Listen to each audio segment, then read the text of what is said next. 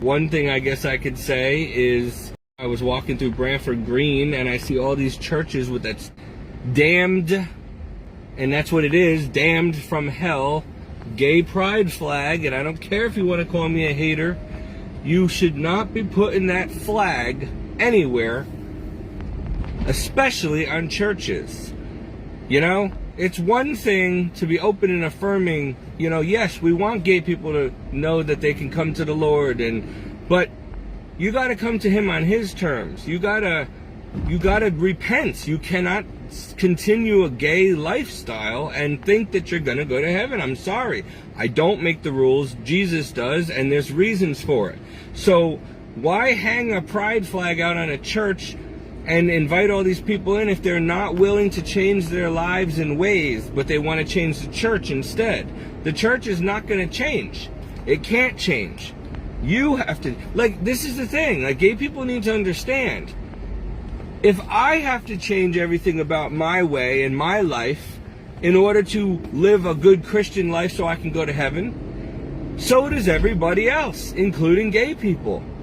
I mean, as a straight person, we don't sleep around, you know, or date out of, you know, we don't just date around and sleep around outside of marriage. We don't get divorced and get remarried. I mean, there's rules that I have to follow.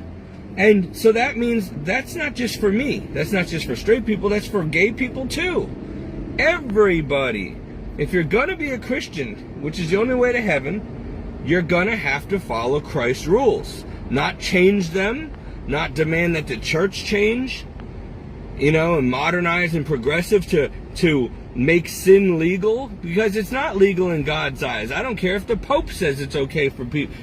God is the one who says yes or no, and he's the one who already set the rules. So if you have a problem with it, you have a problem with God. But I don't care what Pope Francis does. I don't care if he says you can marry a donkey tomorrow. God says no. That's bestiality. I don't care if he says you can have same-sex marriage. God still says no. What did Jesus say? What did God say? I will never change, and my rules, my laws will never change. Therefore, why is the church changing and trying to change God's law? You can't.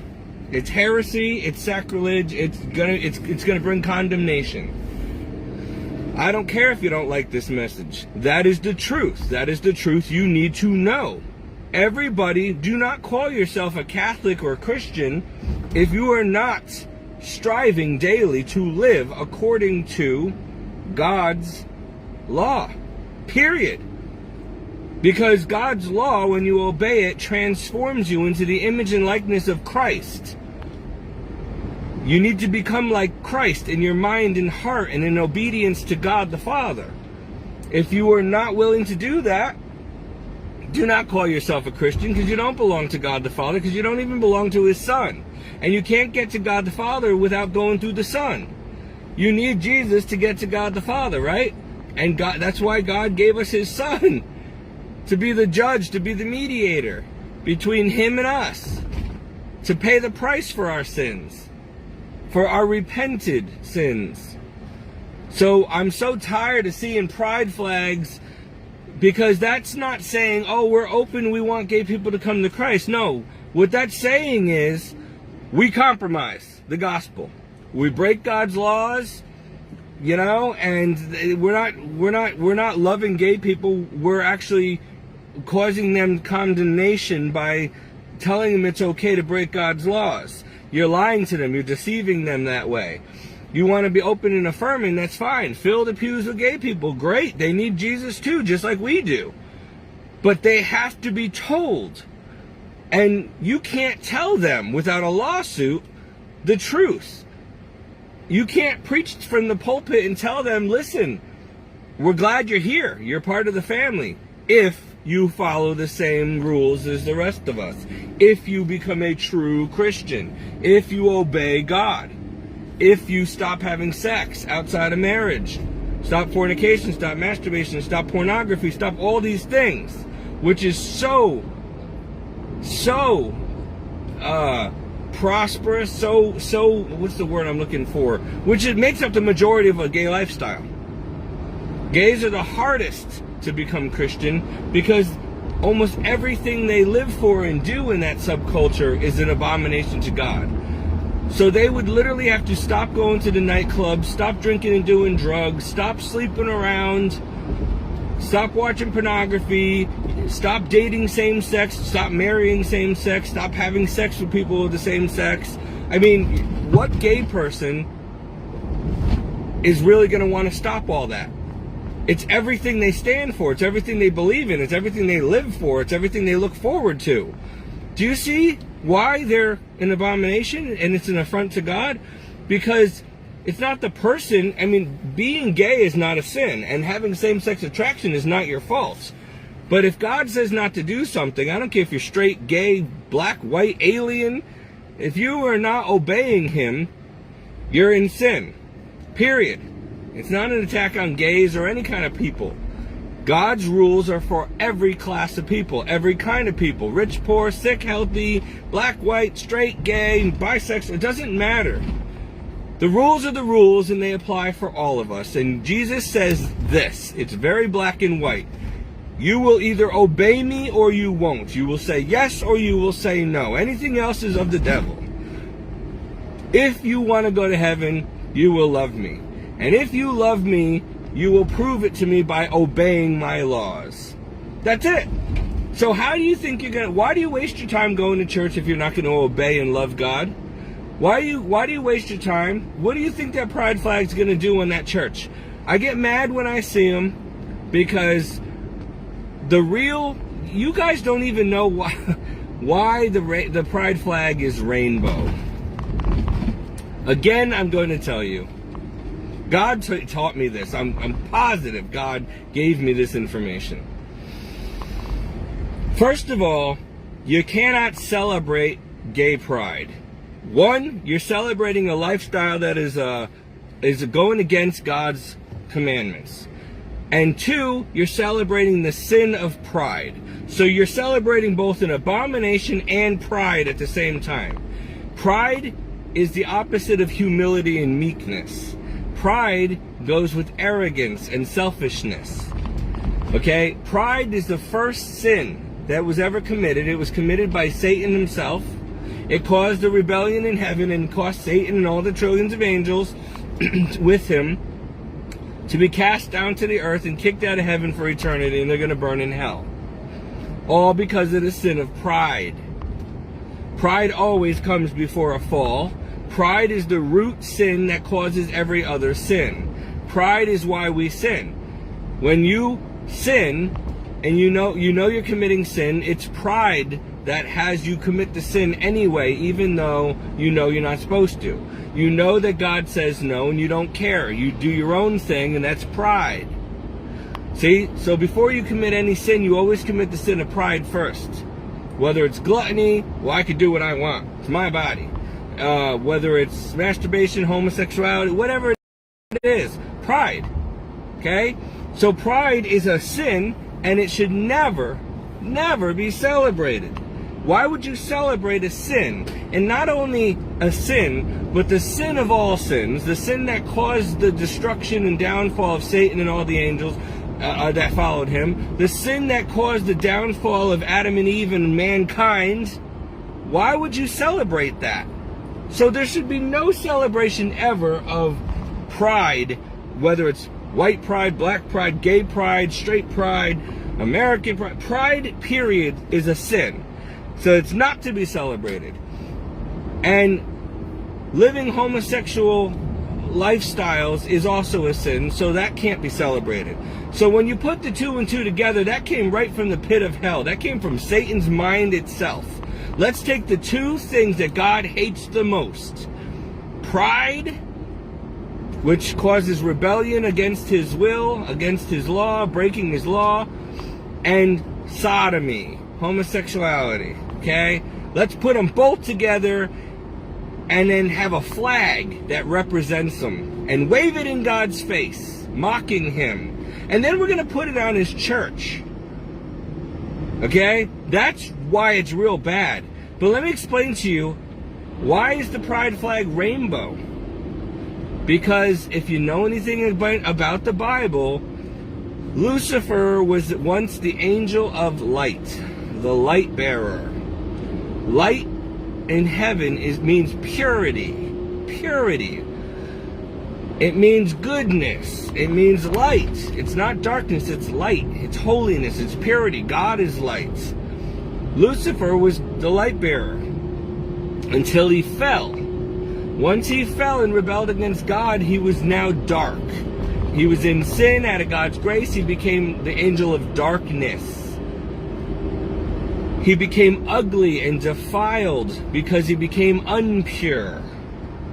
Homosexuality and the whole idea of that comes from Satan and hell. It is the opposite of God and of heaven and of holiness and of purity and of morality. Satan still masquerades around as an angel of light. He still pretends to be the angel of light. He still calls himself Lucifer to a lot of secret societies, like the Freemasons. But really, he's Satan now. Okay? He's still Satan. He's still ugly and defiled and evil and dark. So he uses his flag, and instead of a pirate flag with skulls and bones and a black background, which means death, which it should be, that should be the gay pride flag, because that's what it brings.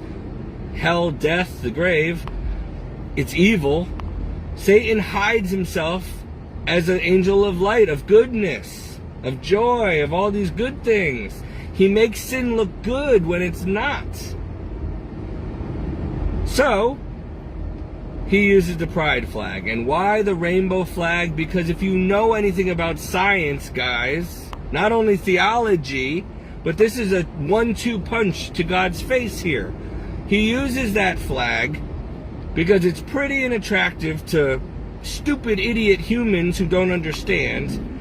But one, because when God flooded the earth because of abominations and stuff like sodomy and evil that was going on during Noah's time, God flooded the earth, and then he put the rainbow in the sky as a warning and a promise. A promise that he will never again destroy the entire earth by water. But that's not a good promise, because he says the next time he promises it'll be by fire.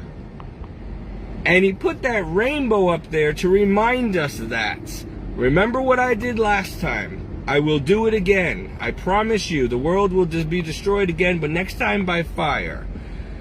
And he put that colorful rainbow in the sky to remind people.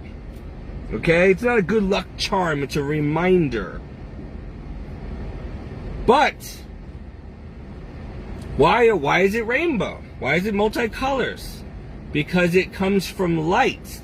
And a rainbow, through a spectrum, through a prism, in its natural form, which your human eye normally cannot see, unless it goes through water or a prism. It's what light looks like. It's white normally to the human eye, but it's really actually rainbow colors.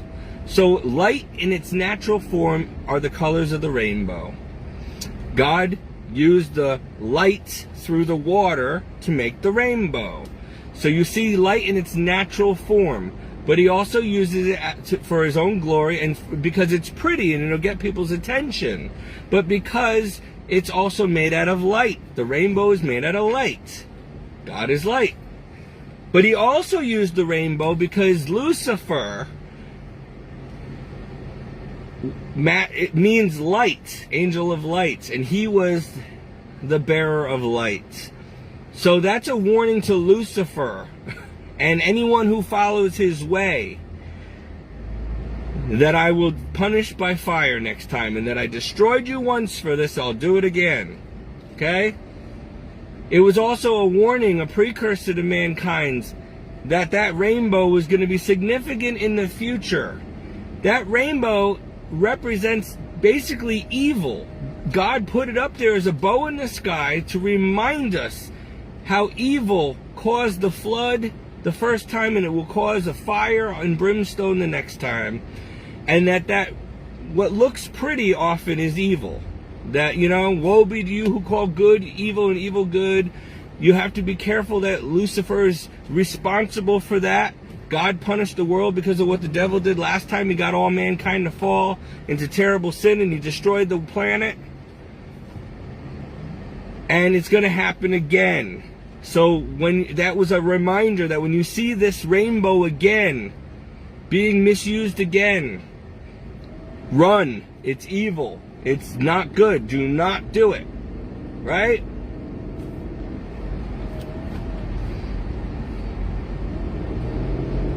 So, now, Lucifer likes to mock God and anger God and use his ways against him.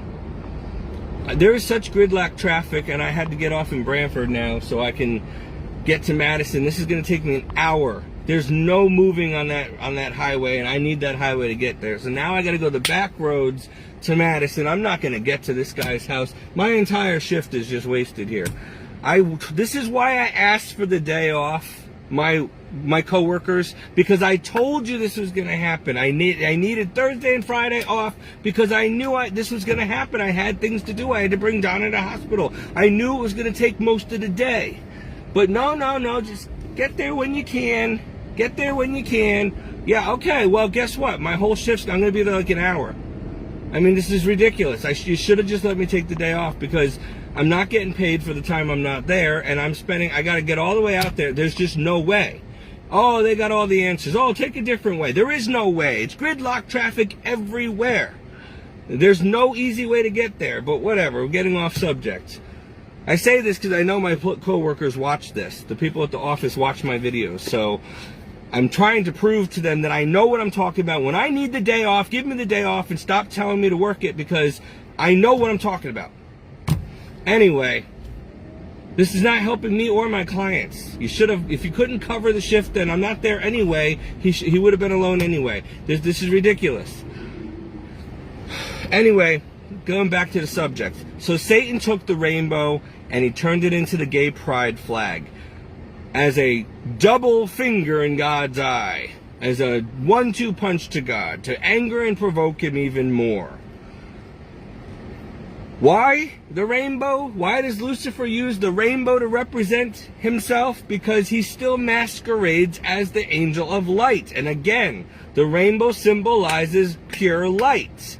Lucifer wants people to think he's good and that everything associated with him, which is evil, is good. Evil's good. Sin is good. Homosexuality is good.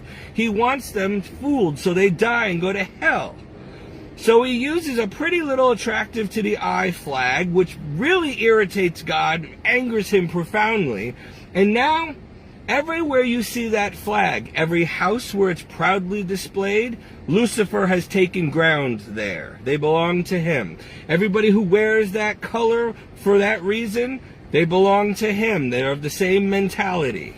Everybody who's LGBT oriented, and they like to be gay pride this and gay pride that and use the flag, they belong to him. Those are their colors. They're like pirates. Every crew of a pirate ship had a different flag to represent who they belonged to, the colors that they flew under. Well, these gay people who are so happy to throw this flag around and everybody who supports it, you're under Satan's colors. That's his banner. That's his flag. Those are his colors. And you're proud to be part of that? You are basically, when you put that flag on your car or bumper sticker on your church, on your home, wherever, you are proudly saying that you have sided with the devil against Jesus Christ. And you've chosen your way. And nobody's preaching this truth, because they'll be defrocked or the church will be closed or whatever.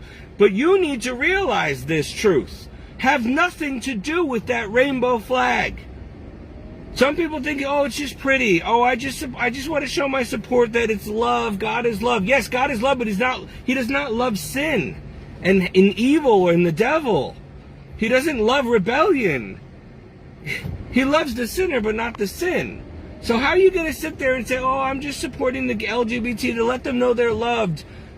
They take it the wrong way. They take it as you're condoning their sin that's going to bring them to hell.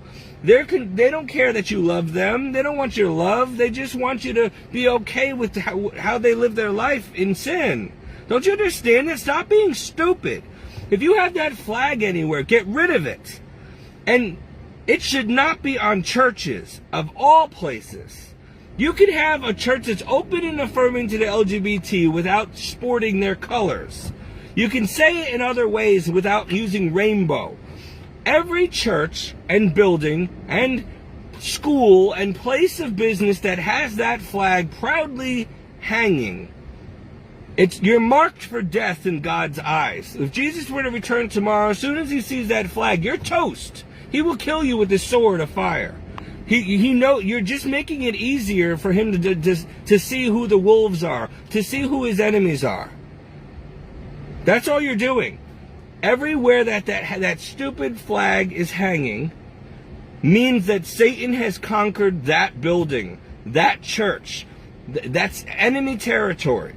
He is taking ground there as well. And most of the churches in the world now have that flag hanging off of it, which means he has now taken over 90% at least of the church, of all denominations, especially Protestants. They love that stupid gay pride flag. I have gay friends. I have gay family members. I am not a gay hater. I love the people. They're awesome people. They're talented people. They're very good people. But I do not like their sinful lifestyle. I cannot sit there and say, oh, it's okay if you want to have butt sex or anal sex, whatever it is you want to do. It's not okay for you to get married. It's not. God says no. I belong to Christ. And I'm one of his ministers, and he's telling me to tell the world the truth. That he is not okay with it. He loves the sinner. He loves gay people. Yes, they are human beings and he wants them saved. But they have got to understand that if they're going to be saved, if they want to go to heaven, they have to belong to him. And the only way to belong to him is to obey him. To love and obey him, no matter the cost. Even if it means you can't have a romantic relationship with a guy you like or a girl you like. Even if it means you can't get married. Even if it means you can't have sex.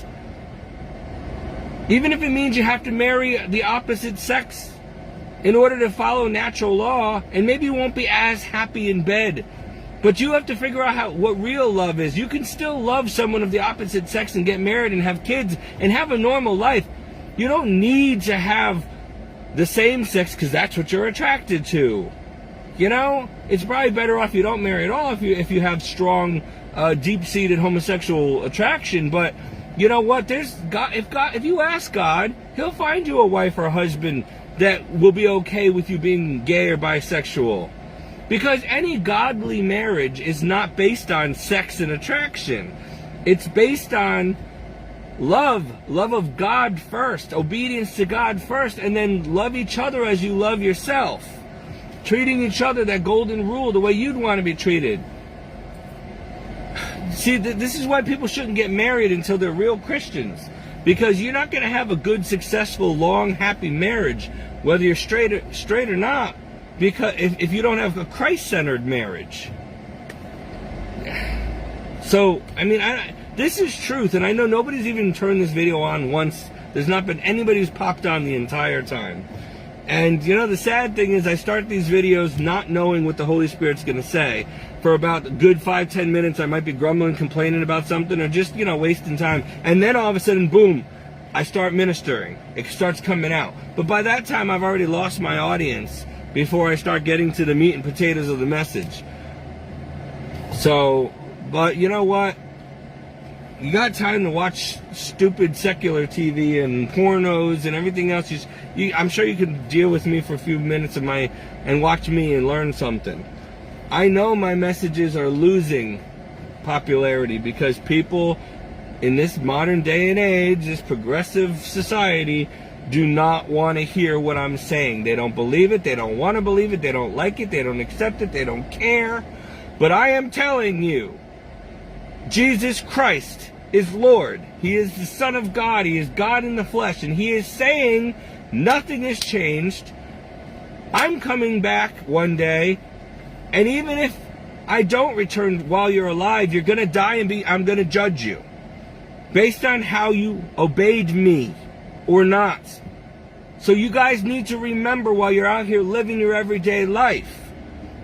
Are you sinning or are you obeying God? What do you need to stop doing in your life that you might love doing in order to obey God so you can go to heaven for all eternity when you die and not burn in a lake of fire forever when you die?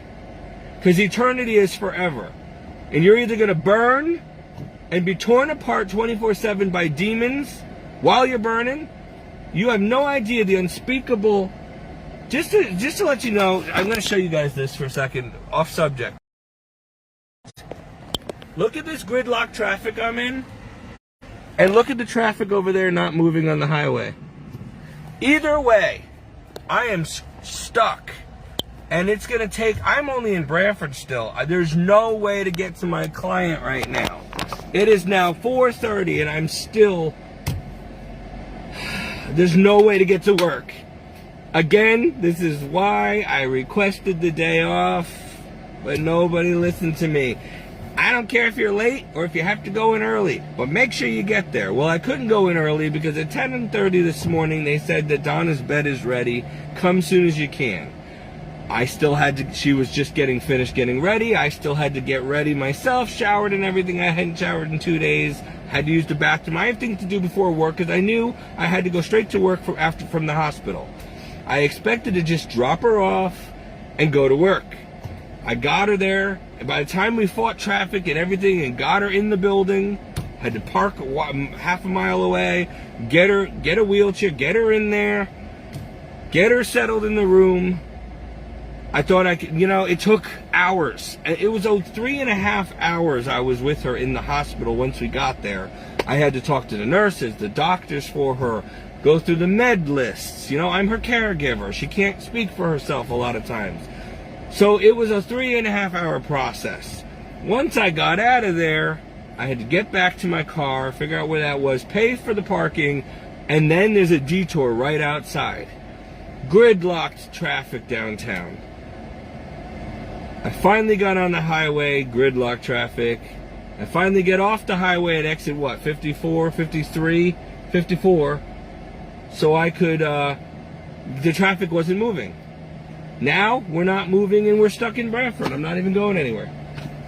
And I still have to get another almost 20 miles from this point to work in gridlock traffic. And the only way I get there every day is on the highway because at this time of day, the highway's gridlocked either way.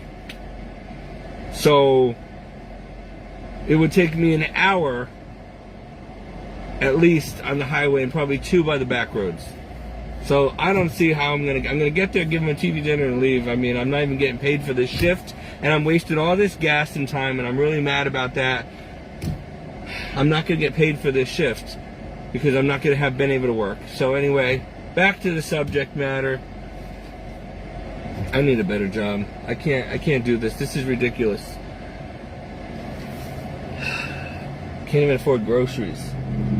Anyway, and my car is burning oil again. It's leaking oil and antifreeze. I don't have the $800 to fix it. So let's go back to what I was saying. The darn pride flag. Get rid of it. Run from it. Avoid it like the plague. Stop hanging it up. Stop wearing it. I don't care if you think it's pretty. Rainbows are pretty to look at. Yes, they're colorful. They make you feel happy. Then again, doesn't sin make you feel happy? Don't drugs make you feel happy? Getting drunk, doesn't that make you feel happy? Everything that is not good has a, at first, positive, seemingly positive effect with a very negative long-term or eternal consequence attached to it. Isn't it great when you get a fresh credit card and you go out on a shopping spree? Feels great when you're wearing all your new clothes and then the bill comes in and you can't afford it and you lose your car and your house. Oh, it's not feeling great then. Sex feels great until you end up with AIDS or an STD for life. For 15 minutes or 2 minutes of pleasure, you're getting a world and lifetime of hurt and regret. Or you have an oops and you get someone pregnant and then you kill your baby through abortion. Now you got murder on your rap sheet. Guys, when are you going to understand that the Bible's true and that the way of Christianity is the best way to live?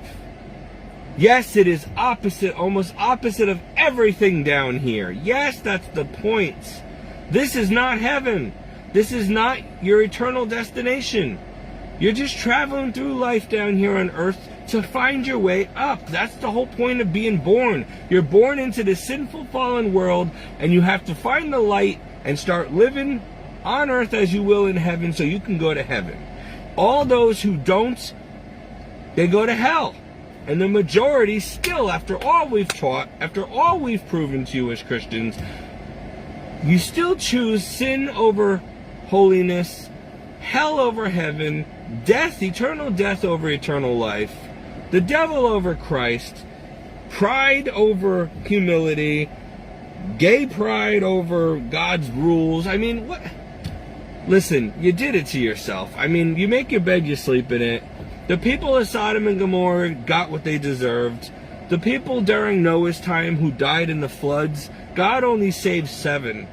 7 out of countless, what, millions, billions died in that deluge? He chose 7 people from one righteous man's family because one man was righteous. So he and his household were saved. And that's only, not the rest of his household were righteous and holy, but because it was the best that the earth had at the time. God didn't exactly have a lot to choose from.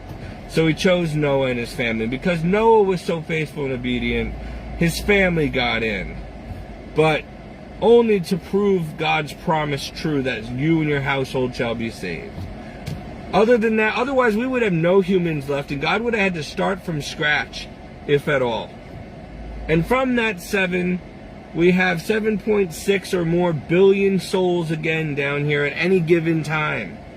That's alive right now on the earth. So, most of them are going to hell because they don't have Jesus, they don't believe in him, they don't obey him, and they're living lives of worldliness, materialism, and sin. Some of them flat out evil. And even though everybody, I think, has a sense, common sense, that the devil is taking over this planet and the church and everything, and he's not even hiding it with his Baphomet statues and pentagrams and triangles and Freemason secret societies and the rainbow flag on everything and everywhere, people just, oh well, okay, no big deal. If you really knew who Satan was and that he really does exist, you would not want to willingly serve him like you do. Or just live like, oh well, it's fine, I'll do what I want. No, you'd be running to the road of the cross, which is Christianity, which is the 10 Commandments and the corporal and spiritual works of mercy and the Beatitudes.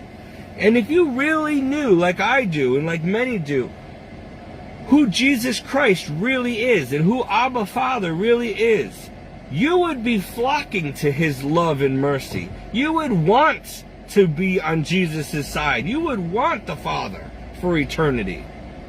But you don't know who he is because you don't bother. The only way you're going to come to know Christ and God, the Father, is if you obey them and live the way they told you to. Then they will come and live inside your heart and make their home with you. And you'll be one with them as Jesus is one with the Father. But if you guys insist on not doing things according to Christ, then you're just part of the rest of the world, which is automatically, by default, whether you believe in him or not, you belong to Satan. Not Lucifer. He's no longer Lucifer. He lies to people saying he's Lucifer. He's not Lucifer. That was a long time ago. He has been Satan since the day he was cast out of heaven. He is an ugly, horribly looking, terrible demon.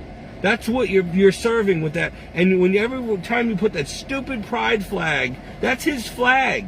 That rainbow flag is Satan's flag. Those are his colors that he likes to hoist and wave in God's face. You gotta understand that. Why do you think it's so prevalent now? It's not because people are becoming more loving and understanding and tolerant of gayness. It has nothing to do with the LGBT. what is so sinister about this whole LGBT thing is that Satan is using the gay community as a way to get people to secretly be worshiping and allowing him in his sin and hanging his flag everywhere. People, that gay pride flag has nothing to do with gay people. It has to do with Satan. It is his colors. He's masquerading as an angel of light, and light through, in its natural form, in its purest form, is a rainbow. That is what a rainbow is. It is made out of light and through a spectrum, through its purest form. And light is multicolored. And Satan uses that flag to mock God. Because God, again, put that rainbow up there the first time when he flooded the earth as a promise and a warning that next time it won't be by water but by fire. Like Sodom and Gomorrah. That's what that represents. People go, oh, look, it's a rainbow. Oh, maybe there's a pot of gold. Oh, isn't that nice? No, this isn't about Care Bears and Rainbow Bright, you morons. Know your theology. It is a warning. A beautiful, colorful warning from God. Made out of light. Because God is light. And so is Satan used to be light. He used to be Lucifer. It is a warning to the devil and all the wicked on the earth that it's coming again, another judgment. So you should not be taking that rainbow and putting it all over your car and hanging outside your church and all that stuff thinking, oh, isn't this nice? It's love. The rainbow represents all these different colors of all mankind. No, that's not what it is. That's the great deception, guys. The Bible talks about a great deception. You are going to be deceived into thinking that everything's peace, safety, and love because we all just accept every kind of sin down here and we accept everybody and every lifestyle and that's okay, but that's not what God said. So you're getting rid of God and you're replacing him with Satan as your new God. And you're calling what is evil in God's sight good and what is good in God's sight evil. This is that's how I know we're close to the end, because it's so obvious right now. And people have adopted that flag. I mean, as soon as Obama got into office, because he's a homo himself, really, he really is. He's in bathhouses. He's married to a drag queen or a transvestite, but people don't want to believe that. It's true. He put the pride flag and the lights, the rainbow lights on the White House. I mean, now the churches are hanging these flags. How can you hang a flag on a house of God, a house of worship of Christ, that goes against everything Christ taught? That is so evil, so blasphemous, so sacrilegious, so heretical. You cannot do that, but they're doing it. Do you think the Lord's going to put up with that much longer? And obviously, if a pastor is okay with doing that, then that pastor has long since sold out. He is not a pastor for God. He's a pastor for Satan, whether he realizes that or not. He has compromised the gospel, and he's going to burn for it. And he's going to lead all his flock to hell with him. That's why Jesus said, get out of Mystery Babylon. Mystery Babylon is not just one place or one country. It is the world. It is a lifestyle that has been adopted, an evil lifestyle hidden by a colorful rainbow flag and the word love. God is love. Yes, he is, but not the kind of love you think. I mean, what is so... How do I say it? God is a pure and holy love. It's called agape love.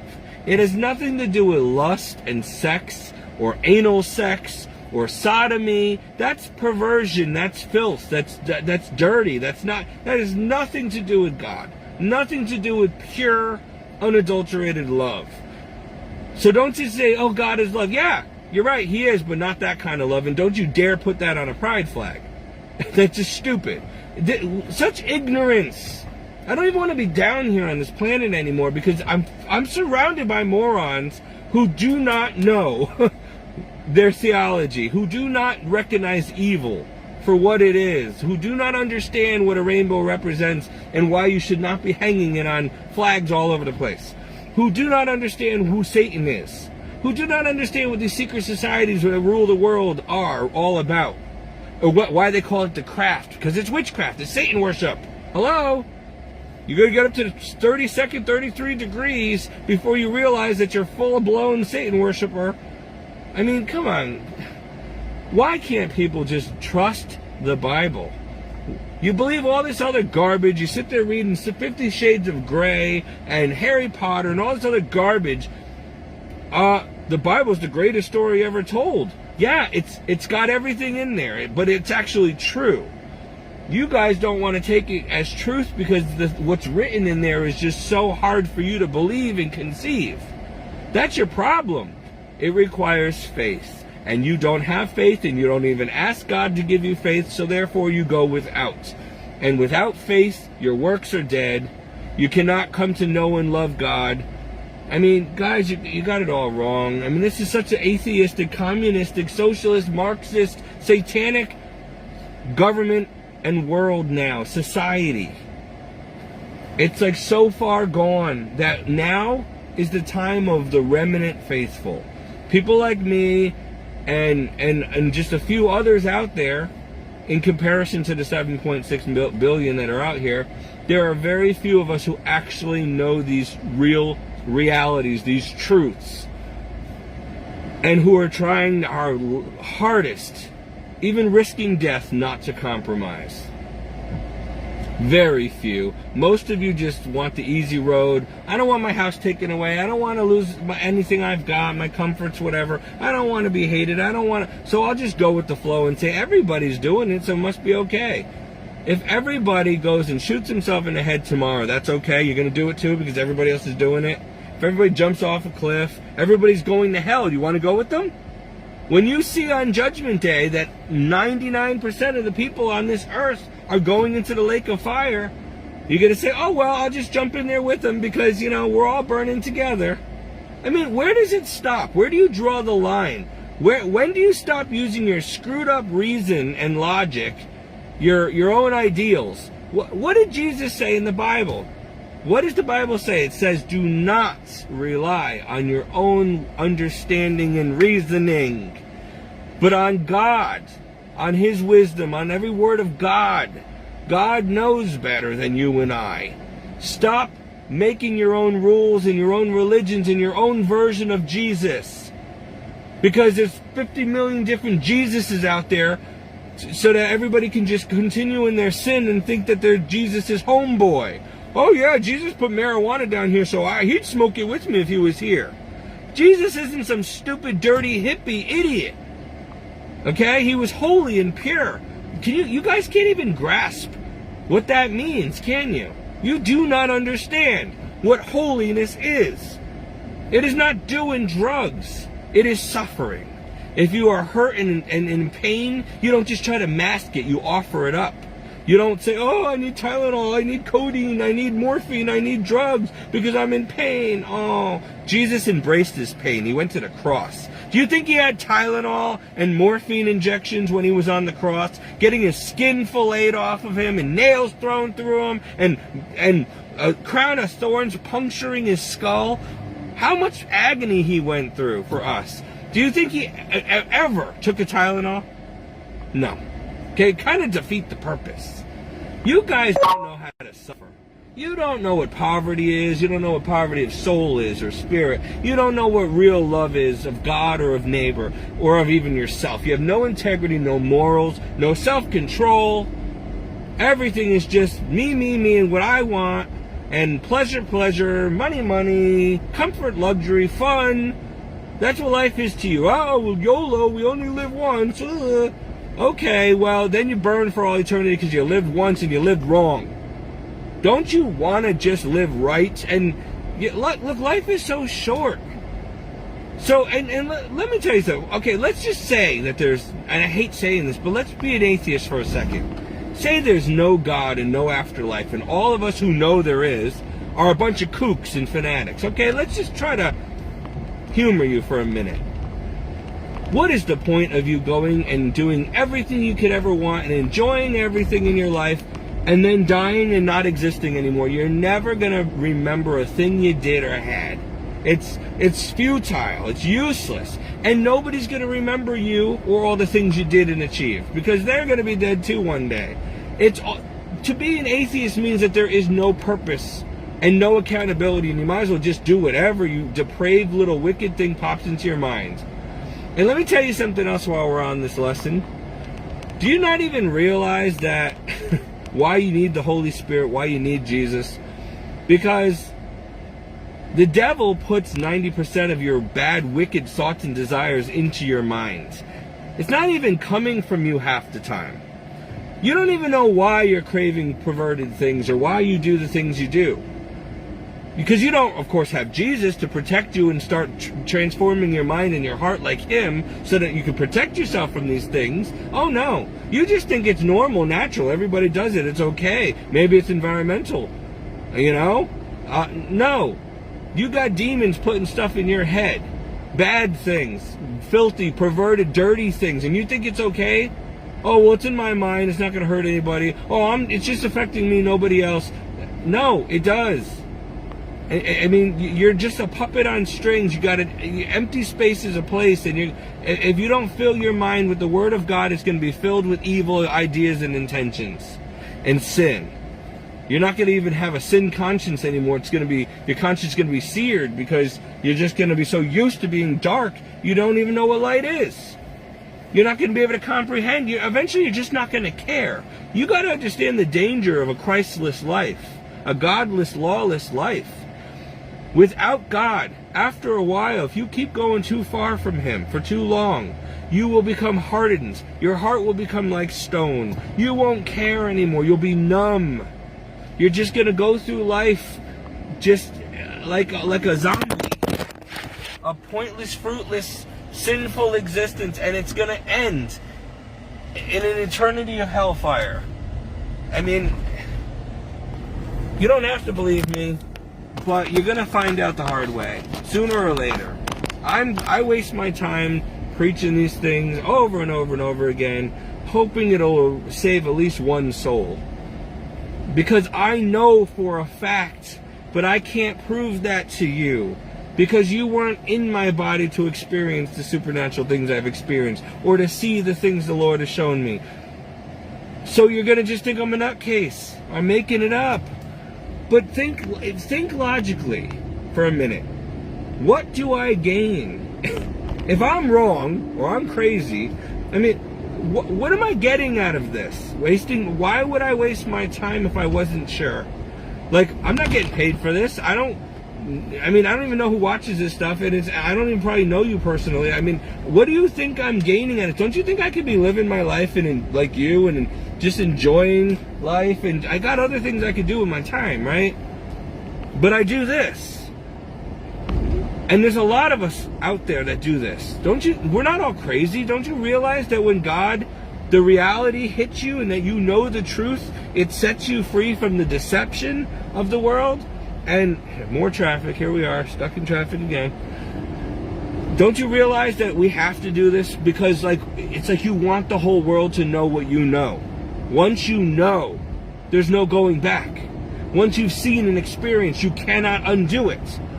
You don't want to go, come on, if you're trying to get somewhere, right? You have a destination, and once you realize you've been going the wrong way, you're going to get off the nearest exit, turn around, go the right direction, right? Why would you continue going down the wrong road?